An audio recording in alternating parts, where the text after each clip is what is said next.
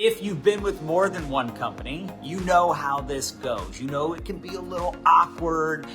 Some people can get their feelings hurt. I don't typically talk about this stuff, but it's something that needs to be said. And it's something that I think hurts all of our businesses when someone, is joining new companies all the time, and they promote the new company as the most amazing thing ever, and then they bash the previous company, and then 6 months later they're in another company, and then 6 months later they're in another company. And there's a right and a wrong way to transition. Would we all agree with that? There's a right and a wrong way to do everything. And by the way, even if you do everything by the book, you're still going to get some people hating on you for leaving. And even if you do things with integrity, and even if you do things in a positive way, you're still going to get people that are going to block you. You're still going to get people that unfriend you. And look, I can tell you this, like when I left the company I was with back in 2013, I definitely had some people that were butthurt over it. I definitely had some people that were in my inbox. I even had people that I had to block that I considered friends. I had people that years later, by the way, would reach out to me and apologize. Again, it can be a little sensitive. It can be a little awkward when this happens, right? And I get why people get upset. I get why people, take it personal when someone quits their team. And I also think there is truly a right way to do it.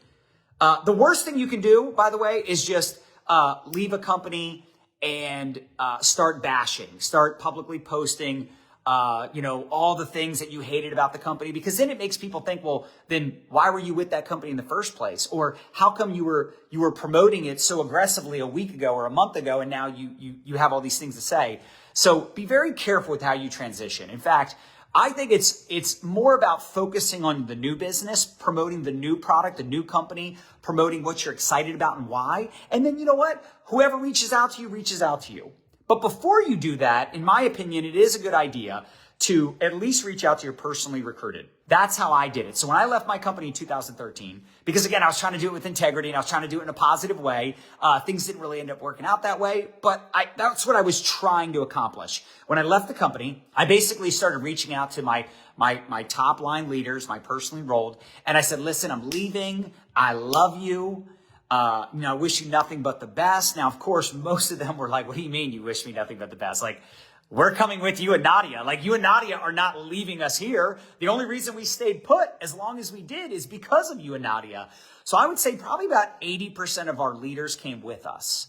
Like, most of the people that were actively building came with us. And part of that was because we were in the trenches with them. They looked at us as their go-to, as their leaders, because my upline kind of treated us like the redheaded stepchild. Anybody else ever had that situation in their company where they never heard from their upline? You would message your upline and they wouldn't respond. They never worked with your team. You were their biggest leg. So they kind of like just focused on their other legs. Did anybody ever experience that? That was what was going on in our company. So, when we left, I feel like most of the people came with us because they didn't feel like if they stayed, they'd have any support anyway. And most of them, truth be told, weren't making money.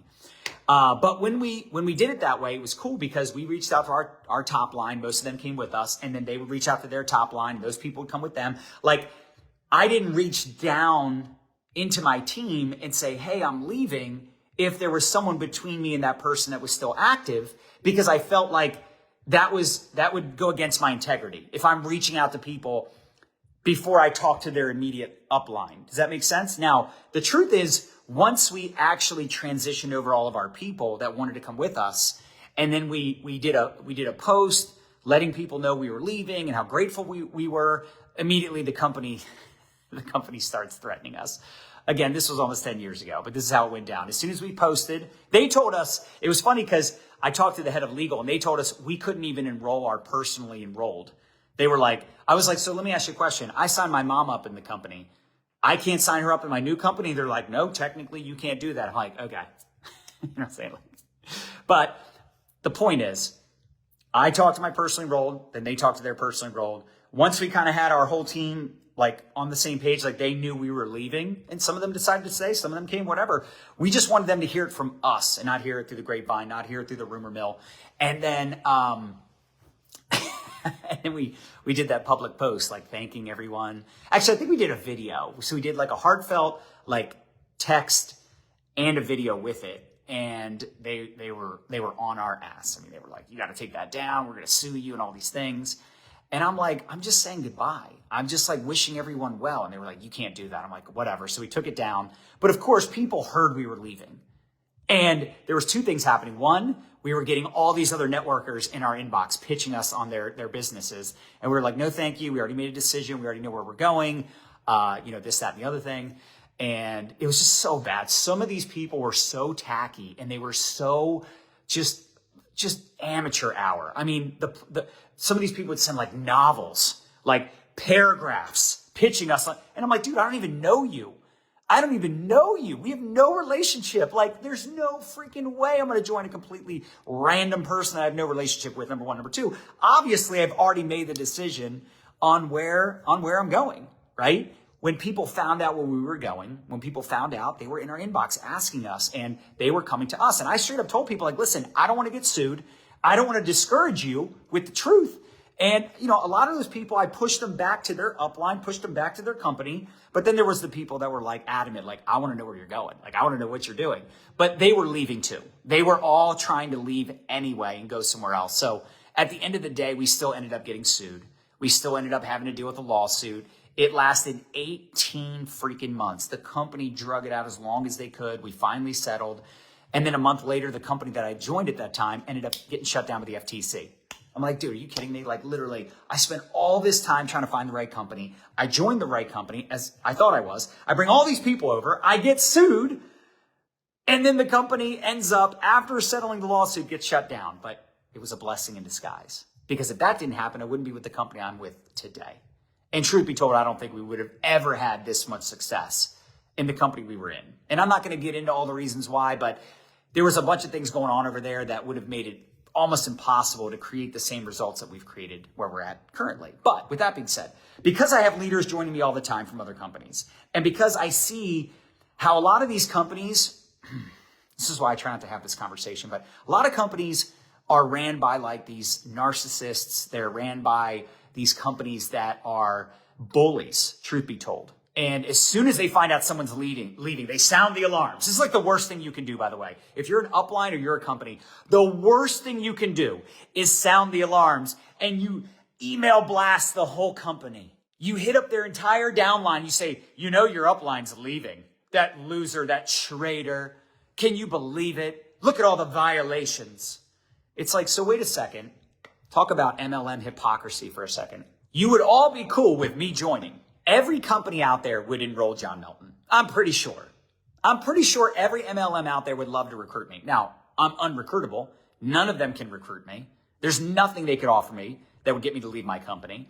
But with that being said, they would all love to recruit me. And by the way, they would all love to recruit all of you as well. In a heartbeat. They would sign you up. They would take your money. They would enroll you in a heartbeat. But when you leave, you're the bad guy, right? That you went from being this like amazing, incredible leader that everyone loves to like, the devil, right? Like you're the enemy. It's so crazy. So, and by the way, sometimes people, they're not a fit. How many of us have had people quit and you're like, oh, thank God. Has anyone ever had that happen where you're like, oh, thank God, like, good riddance, peace out, right? And then you have some people that, maybe it's just like they love the company actually, but they don't love their upline. Like they're clashing with their upline. And maybe, here's the thing. I've had people come back. I've had people, because I didn't burn the bridge and they didn't burn the bridge with us. They didn't bash us. I didn't bash them. They come back years later because we were just all doing right by each other. But again, when it comes to do's and don'ts, don't sound the alarms. Don't notify your downline. Can you believe Susie Q is leaving? Oh my gosh, Susie Q. Everybody block Susie Q. Bruh, as my son would say. Don't do that. Please don't do that. But on the flip side, if you're the person leaving, and again, I enroll leaders all the time. None of them I prospect. Let's be clear. I don't proactively prospect leaders from other companies. I don't go after people ever. But if they come to me, they're like, look, my owner is horrible. My upline's terrible. My company won't embrace social media. My company is changing the comp plan for the umpteenth time. They're changing the comp plan for the umpteenth time. I can't do it anymore. They change the ingredients of the products. They have no integrity. This is happening. That's happening. We have all these problems. Like, people are going to make a move if they're not happy. I don't know about the rest of you. My goal is not just to get leaders. I want to keep leaders. I want them to be as happy, or actually happier 5 years from now than they were when they joined. I want them to be more excited 5 years from now. Like, who cares if you get someone to join your company from another company and then they're out the door in 6 to 12 months? And by the way, this does happen. Again, not everybody's a fit. Not everybody's a fit. But again, one of the things you should not do outside of sound the alarms is you shouldn't start inboxing people. I'll tell you this. When you're launching something new, your inbox should be exploding. You don't have time to proactively reach out to people because so many people are reaching out to you. And if that's not happening, well, the truth is that probably tells you a lot about your influence. Which, by the way, if you're inboxing people from your previous company that you hardly ever talked to or had no relationship with, that in itself is not a person that has high moral and ethical value, in my opinion. Like, that's not what someone with integrity does. Don't message people and say, hey, did you hear I left? Like, no, I didn't hear you left. And I don't care either, right? If you have to message people to let them know you left, or to small talk or try to build a relationship with them when you worked with them for years and didn't do that, it's very obvious what you're doing. It's gross. Don't do it. There are plenty of other humans. Listen, this is something I said to my boy Ben Carenti, and I'll never forget it. He goes, you just made the best point I've ever heard in my life when it comes from going from one company to another. If the only way you can launch your new company and build it big is by cross-recruiting people from your previous company, otherwise it's no good, that's not a good opportunity. You just left the company, cool, go do you, boo, go crush it. I hope you body slam it. But don't bash your upline, your previous company, especially publicly. And definitely don't start inboxing people that you hardly ever talk to or never talk to at all. It's sleazy. How many of us would agree with this? Like, would you want someone doing that to you? The answer is always no. So why would you do it? Why would you do something that you wouldn't want other people to do? Listen, let me tell you what a professional does. You ready? Let's not even talk about network marketing. When I was in mortgages, I was a mortgage banker. I didn't rely on it being a good time of year. I didn't just rely on the rates being low. A professional shows up every day because that's their job. That's their business. They show up every day, working their business, whether the rates are good or not. Real estate. A professional realtor is showing up whether the market's hot or not, whether it's a seller's market or a buyer's market. You got to show up no matter what. If you're only joining things, it's almost like an addiction that people join things that are new and exciting. They're not excited unless there's something new and exciting getting their attention. You can't build a long-term business with that mentality. You're going to be bored sometimes. There's going to be lulls. There's going to be seasons of growth and excitement and seasons of, just maybe feeling stagnant, maybe a season of plateau or even decline. Now, does that mean you should stay put? Not necessarily. Does that mean you should keep going? Not necessarily. It depends on you. It depends on if you're happy. It depends on if you really believe in the company and the direction. Listen, if you don't see yourself with the company you're in 5 years from now, then don't spend 5 more minutes. But if you do, if you're like, yeah, I do see myself with this company long term, then start showing up and realizing that you're building an empire. You're building a legacy for your children's children. And when you think about, where you want to go with this thing and what you want to accomplish long term, then the short term results or the lack thereof shouldn't impact your decision. Like they say, never quit on a bad day. Okay, now let's say, John, I joined my new company. Maybe you joined my company. I don't know. Because I've got we have a lot of people that do come over from other companies. And I love that. I think it's amazing. But again, it's not because we're out there prospecting people and asking them to quit their company and join ours. It's because they see the culture we have. They see people winning. They see our social media systems. They see the things that we've created and they want to be a part of it because they try to create it in their company, and in their company, the upline or the owner or the company itself doesn't allow an ATM system, or they don't allow social media. They bash that stuff. And, for those of you doing that, thank you. Thank you for hating on social media. Thank you for bashing the ATM system.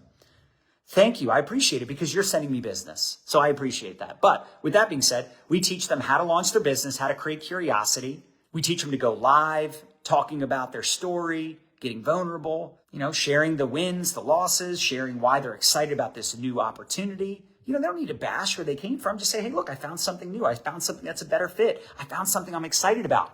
And then you tell them why. You tell them why you're excited. Now people are going to inbox you with interest. People are going to inbox you if they're open to it. And look, if you're launching your new business and your inbox isn't blowing up, like I said, the last thing you should do is start inboxing people you don't know. Inboxing people on other teams. It's just going to upset people. It's better to go inbox and message people that are not from your previous company. Go build it. Go prove that the company is amazing. And some of those people that aren't reaching out right now, that aren't interested right now, they'll come around later. They'll reach out to you later on. Trust me, because they'll see your success. They'll see your growth. They'll see that you're out there winning and you continue to create curiosity. And again, creating curiosity doesn't need to be hype.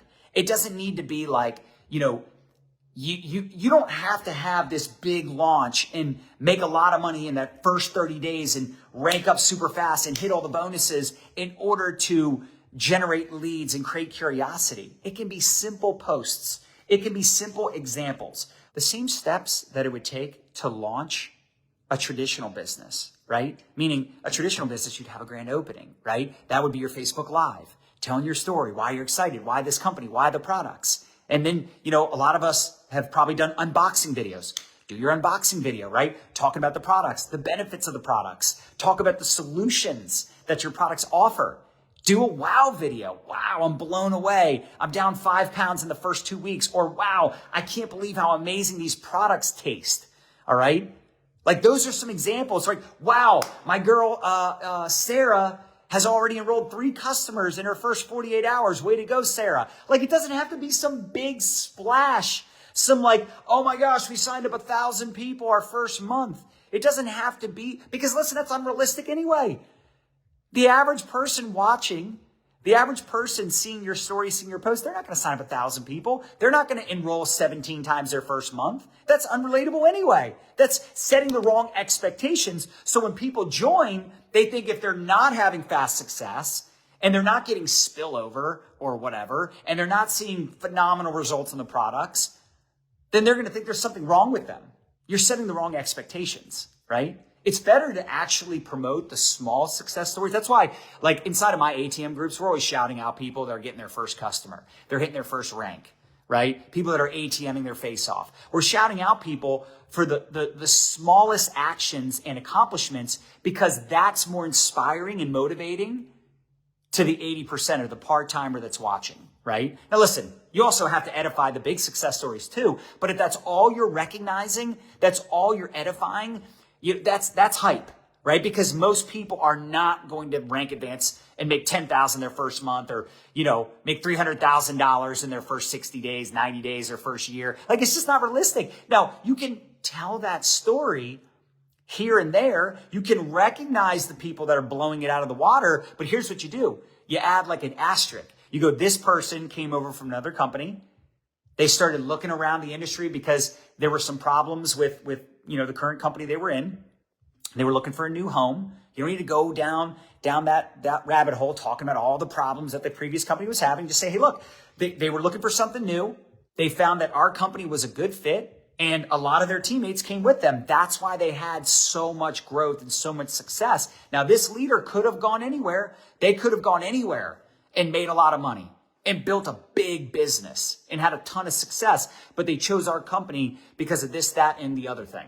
And they were able to, rank advance 15 times. They were able to fly through the compensation plan, but they have experience. They have influence. So I always tell people when I'm telling my story, I'm like, look, I made X amount of dollars my first month. We enrolled 38 people. We blew it out of the water, but I had a lot of influence. I had a lot of credibility when I got started. Like, I knew what I was doing. I knew how to launch a business, and I could have gone anywhere and made a lot of money fast, but I wanted to find a place where I felt like it was a home, not just some deal. It wasn't some short-term money-making scheme. It was something where I could plant my flag and 5, 10, 15, 20 years from now, still cash a residual check and know that I can look people in the eye and help them and say, listen, you should do this. You can do this. I'll support you. We got the products, the comp plan, the business model. You don't have to sacrifice your soul for a paycheck. I knew I could help them overcome their MLM PTSD. Like I knew that I'd found something unique, something special.